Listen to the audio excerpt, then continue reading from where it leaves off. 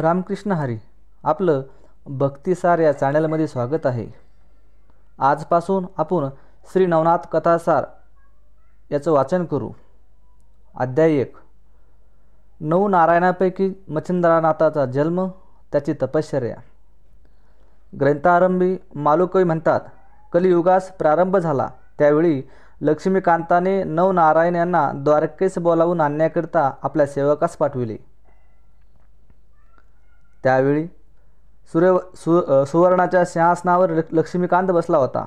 जवळ उद्धवही होता। इतक्यात कवी, हरी, अंतरिक्ष, प्रबुद्धी, पिपलायन, अर्विहोत्र, ऐरहोत्र, चमस, द्रुमिल, ध्रुवमीन आणि करभाज असे 9 नारायण तेथे येऊन दाखल झाले। त्यास पाहताच हरीने सिंहासनाखाली येऊन मोठ्या गौरवाने त्यास आलिंगन देऊन आपल्या सुवर्णाच्या सिंहासनावर बसविले। नंतर त्यांची षडोपचारांनी पूजा केली। तो मोठा समारंभाचा थाट पाहून कोणत्या कारणास्तव आम्हास बोलावून आणले असे 9 नारायणांनी हरीस विचारले। तेव्हा त्याने त्यास सुचविले की आपण सर्वांना कलियुगात अवतार घ्यायचे आहेत। जसे राजहंस एका जुटीने समुद्राच्या उदकात जातात, त्याप्रमाणे आपण सर्व एकदम अवतार घेऊन मृत्युलोकात प्रगट होऊ। हरीचे असे भाषण ऐकून ते म्हणाले, जनार्दना, आपण आम्हास अवतार घ्यावयास सांगता, पण अवतार घ्यावायचा तो कोणत्या नावाने हे कळवावे। त्यांचे हे म्हणणे ऐकून द्वारकाधीशाने सांगितले की तुम्ही सर्वांनी अवतार घेऊन संप्रदाय स्थापन करून दीक्षा देऊन उपदेश करीत जावा। तुम्ही कदाचित असे म्हणाल की आम्हासच अवतार घ्यावायचा सांगता, असे मनात आणू नका। तुमच्याबरोबर दुसरी बहुत मंडळी मृत्युलोकी अवतार घेणार आहेत। प्रत्यक्ष कवी वाल्मिकी हा तुळशीदास होऊन येईल। शुकमुनी हा कबीर, व्यासमुनी तो जयदेव व माझा अति आवडता तो जो उद्धव तो नामदेव होईल। जांबुवंत हा नरहरी या नावाने अवतार घेऊन प्रसिद्धीस येईल। माझा भाऊ बलराम हा पुंडलिक होईल। मी सुद्धा तुमच्याबरोबर ज्ञानदेव या नावाने अवतार घेऊन येणार आहे। कैलासपती शंकर हा निवृत्ती होईल। ब्रह्मदेव हा सोपान या नावाने अवतार घेऊन प्रसिद्धीस येईल। आदिमाया ही मुक्ताबाई होईल। हनुमंत हा रामदास होईल। मजसी रममान होणारी जी कुब्जा ती जनी दासी या नावाने उघडीस येईल। मग आपणाकडून होईल तितके आपण कलीमध्ये भक्ती महात्मा वाढवू। अवतार कोणत्या ठिकाणी व कशा रीत्याने घेऊन प्रगट व्हावे ते सविस्तर कळविण्याविषयी 9 नारायणांनी पुन्हा विनंती केली। तेव्हा हरीने त्यांस सांगितले की पराशर ऋषींचा पुत्र जो व्यासमुनी त्याने भविष्यपुराणात हे पूर्वीच वर्णन करून ठेवले आहे। पूर्वी ब्रह्मदेवाचा वीर्यापासून 88,000 ऋषी निर्माण झाले। त्या प्रसंगी वीर्याचा काही भाग ठिकठिकाणी पडला आहे। पैकी थोडासा भाग 3दा यमुनात पडला। त्या 3 भागापैकी 2 भाग द्रोणात पडले व 1 भाग यमुनेत पाण्यात पडला। ते वीर्य लगेच एका मच्छीने गिळले। तिच्या उदरात कवी नारायणाने जन्म घेऊन मच्छिंद्रनाथ या नावाने जगात प्रगट व्हावे। शंकराने त्रतिनेत्रापासून अग्नी काढून जाळून टाकेला। जो काम तो अग्नीने प्राशन केला आहे, यास्तव अंतरिक्ष नारायणाने त्याच्या जठरी जन्म घेऊन जालंधर नावाने प्रसिद्ध व्हावे। ते अशा रीतीने की कुरुवंशात जनमेजय राजाने नागसत्र केले आहे। त्याच्याच वंशात ब्रह्मदेवा राजा हवन करील, तेव्हा द्विमूर्धन अग्नी गर्भ सांडील। त्या प्रसंगी जालंधराने त्या यज्ञकुंडात प्रगट व्हावे। 88,000 ऋषी झाले तेव्हा ब्रह्मदेवाच्या वीर्याचा काही अंश रेवातीरी सुद्धा पडला आहे। ते चमस नारायण याने रेवणसिद्धी या नावाने प्रगट व्हावे। त्याच वीर्यापैकी थोडासा अंश एका सर्पिणीलाही मिळाला होता। तो तिने प्राशन केला। मग जनमेजय राजाच्या सर्पसत्रात ब्राह्मणांनी साऱ्या सर्पांची आहुती दिली।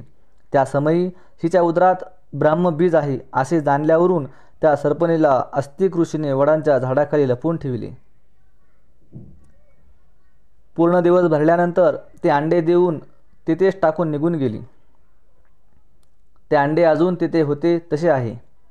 त्यात आर्यहोत्र नारायणाने जन्म घेऊन वटसिद्ध नागनाथ या नावाने प्रसिद्ध व्हावे.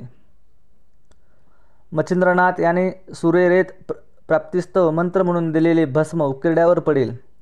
त्यात सुरे आपले वीर्य सांडील. ते उकिरडामय असेल. त्यात हरिनारायण याने गौरक्ष या नावाने प्रगट व्हावे. दक्षाच्या नगरात त्याची कन्या पार्वती हिला लग्न समारंभ समयी पाहून ब्रह्मदेवाचे वीर्य गळाले. त्या समयी त्यास परमलज्जा उत्पन्न झाली. मग ते वीर्य रगडून चोफेर केले. त्यावेळी ते एके बाजूस 60,000 ठिकाणी झाले. त्याचे 60,000 वाल खिल्ल ऋषी झाले. दुसऱ्या अंगाचे केराबरोबर भगीरथी नदीमध्ये पडले. ते कुश बेटात गेले. ते अद्यापही तेथे तसेच आहे. यास्तव पिप्पलायन नारायणाने तेथे प्रगट होऊन चरपटीनाथ नावाने प्रसिद्ध व्हावे. भर्तरी या नावाने भिक्षापात्र कैलिक ऋषीने अंगणात ठेवले होते. त्यात सूर्याचे वीर्य अकस्मात पडले. ते त्याने भर्तृहरी तसेच जपून ठेविले आहे. त्यात ध्रुवबेन नारायणाने संचार करून भर्तरी नावाने अवर्तीन व्हावे. हिमालयाच्या अरण्यात सरस्वतीचे उद्देशाने ब्रह्मदेवाची वीर्य गळाली. त्यातले थोडेसे जमिनीवर पडले. त्यावरून वाघ चालल्यामुळे त्यांच्या पायात राहिले व थोडेसे हत्तीच्या कानात पडले. त्यात प्रबुद्धीने संचार करून कानिपा या नावाने प्रगट व्हावे. गोरक्षाने चिखलांचा पुतळा केला. त्यात करमभंजाने संचार करावा. अशा रीतीने कोणी कुठे व कसे जन्म घ्यायचे ह्याही नवनारायणांना खुलासेवार समजूत करून दिली. मग ते आज्ञा घेऊन तिथून निघाले व मंदराचलावर गेले. तेथे शुक्राचार्याच्या समाधीजवळ समाधीस्थ होऊन राहिले. पुढे हे 9 व शुक्राचार्य असे 10 जण निघाले. एके दिवशी शिव पार्वती कैलास पर्वतावर असता तुम्ही जो मंत्र जपता असता त्याचा मला अनुग्रह द्यावा असे पार्वतीने शंकरास म्हटले. हे ऐकून तो तिला म्हणाला, मी तुला त्या मंत्राचा उपदेश करीन, पण यासाठी एकांत स्थान पाहिजे. तर चल आपण ते कुठे आहे त्याचा शोध करू. असे म्हणून ती उभयंता एकांत स्थान पाहावयास निघाली. ती फिरत फिरत यमुनेवर आली. तेथे मनुष्याचा वास नव्हता. यामुळे ते स्थान त्यांनी पसंत केले व तेथे ती उभयता बसली. तेथे पार्वतीस सुंदर मंत्रोपदेश करू लागले. पण ज्या एका मच्छाने ब्रह्मवीर्य गिळून यमुनेत प्रवेश केला होता ती गर्भिणी जवळच उत्कात होती. तिच्या उदरातील गर्भ तो मंत्र ऐकत होता. तेने करून त्यास शुद्ध ज्ञान प्राप्त झाले व द्वैत्यभाव नाहीसा होऊन तो ब्रह्मरूप झाला. उपदेश संपल्यावर उपदेशाचे सार काय समजलीस म्हणून शंकराने पार्वतीस विचारले. इतक्यात मच्छिंद्रनाथ गर्भातून म्हणाला की सर्व ब्रह्मरूप आहे. हा ध्वनी ऐकून शंकराने तिकडे पाहिले. तेव्हा मच्छीच्या उदरी कवी नारायणाने संचार केल्याचे समजले. मग त्या शंकराने सांगितले की तुला माझा उपदेश ऐकल्याने पुष्कळ लाभ झाला, परंतु हाच उपदेश मी तुला दत्तात्रयाकडून करवीन. यास्तव तू पुढे बदरिकाश्रमास ये, तेथे मी तुला दर्शन देईल. असे सांगून पार्वतीसह शंकर कैलासास गेले. मच्छिंद्रनाथ मच्छीच्या उदरामध्ये तोच मंत्र जपू लागला. पूर्ण दिवस भरल्यानंतर त्या मच्छीने अंडे नदीतीरी टाकून आपण उदकात निघून गेली. पुढे काही दिवसांनी कित्येक बकपक्षी मासे धरावयास यमुना तटी आले. त्यांनी ते अंडे पाहिले व लगेच आपल्या तीक्ष्ण चोचीने फोडले. तेव्हा त्याची 2 शकली झाली व एका शकलात ते बालक पाहून त्याच्या कर्कश रडण्याचा शब्द ऐकून ते भिवून पळून गेले. पुढे तो शिंपला कामिक नावाच्या कोळ्याने पाहिला. त्यात सूर्यासारखा दैदिप्यमान बालक पाहून त्याचे अंतःकरण कळवळले आणि कोणीतरी सावज या कोमल बालकास मारील असे त्यास वाटले. इतक्यात आकाशवाणी झाली की हा साक्षात कवी नारायणाचा अवतार आहे. ह्या बालकास तो आपल्या घरी घेऊन जा, नीट संरक्षण कर व ह्याचे नाव मच्छिंद्रनाथ असे ठेव. याच्याविषयी तू मनात किंमपही संशय आणू नको. ते ऐकून कोळ्याने त्यास घरी घेऊन आनंदाने आपल्या शारद्वाच्या स्त्रीस दिले व मुलगा आपणास ईश्वराने दिला म्हणून सांगितले. तिने त्यास घेऊन अति आनंदाने स्तनाशी लावले. तो पाना फुटला. मुलगाही दूध पिऊ लागला. मग मुलास नाऊ माखू घालून पाळण्यात निजविले. आधीच त्या उभयतांना मूल व्हावे म्हणून आशा सुटली होती. तशात अवचित पुत्र रत्न हाती आल्याने त्यास अनुपम आनंद झाला. मच्छिंद्रनाथाचे वय 5 वर्षाचे झाल्यावर एके दिवशी त्यास समागम घेऊन त्याचा बाप कामिक मासे मारण्यासाठी यमुनेवर गेला. तेथे त्याने मासे मारण्यासाठी जाळे पसरविले आणि पुष्कळ मासे त्यात आल्यावर ते बाहेर मच्छिंद्रनाथाजवळ आणून ठेवून पुन्हा जाळे घेऊन तो पाण्यात गेला.